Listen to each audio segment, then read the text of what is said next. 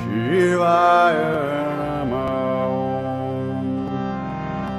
9 दिन का ये पावन त्योहार नवरात्रे आ चुके हैं। मैं चाहता हूं कि इस 9 दिनों में आप ऐसा कोई उपाय करें ताकि आपकी जो भी इच्छा है वो पूर्ण हो।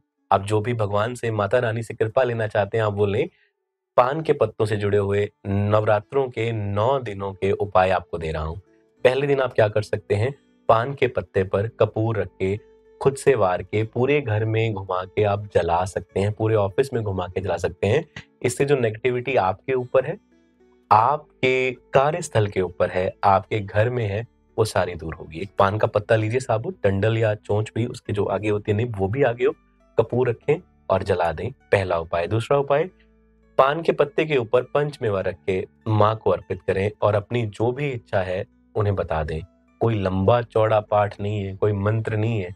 भगवान भोलेपन में बसते हैं, भावुकता में बसते हैं, तो आप ऐसा कर सकते हैं। दूसरा उपाय। तीसरा उपाय, आप पान के पत्ते के ऊपर 2 सुपारी और 2 सिक्के रख के माता रानी को चढ़ा सकते हैं। अगर आपको बिजनेस में परेशानी आ रही है, जॉब में परेशानी आ रही है, आपको पैसे की तंगी आ रही है, ये तीसरा उपाय आप कर सकते हैं। चौथा उपाय, पान के पत्ते के ऊपर 2 लौंग रख के, 2 इलायची रख के, पूरे घर में से घुमा के अपनी छत के ऊपर रख के आ सकते हैं।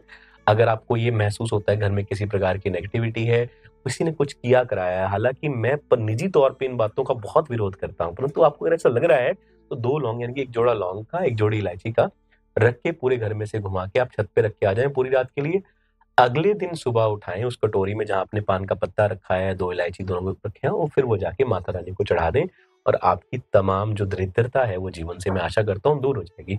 5वां उपाय, आपने 27 पान के पत्ते लेने हैं, अच्छे से धो लेना है और एक कच्चे सूत में, जनेऊ में उसे बांध के आप माता रानी के मंदिर में चढ़ा सकते हैं।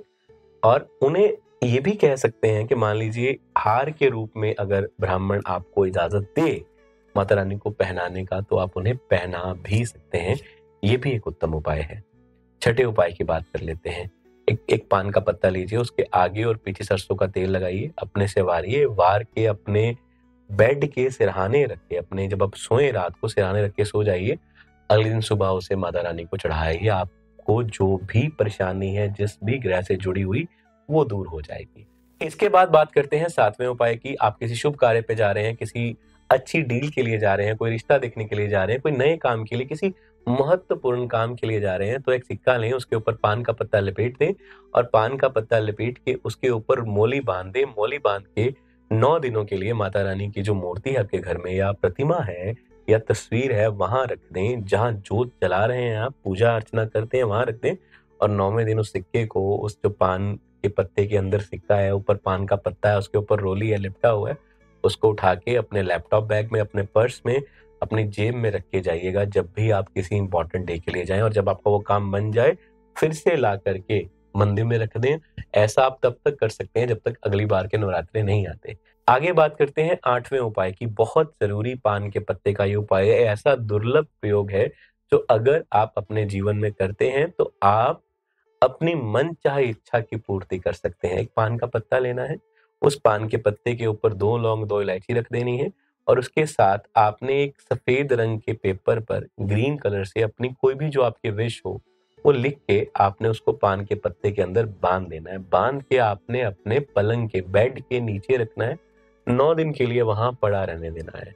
और जब नवरात्रि समाप्त हो जाएं 10वें दिन उसको आप कपूर रख के जला देंगे। जो उसकी राख होगी उसको किसी पौधे में डाल देंगे या पानी में बहा देंगे और अगले कुछ दिनों में, हफ्ते में, 10 दिन में, महीने भर में आपकी वो इच्छा माता रानी खुद पूरा कर देगी। 9वां और अंतिम उपाय, बहुत जरूरी उपाय है ये भी।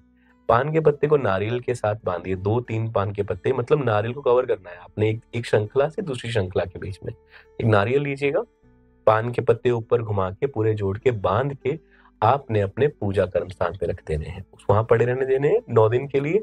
और जो भी, जिस भी व्यक्ति का कोई कार्य है, मान लीजिए आपके बच्चे की शादी नहीं हो रही, बेटे या बेटी की, उनसे वार के आप उसे रखेंगे। उन्हीं के लग्नों के लिए उपाय मैं अक्सर करवाता आया हूँ, बहुत अच्छे मुझे परिणाम मिले हैं इस उपाय के।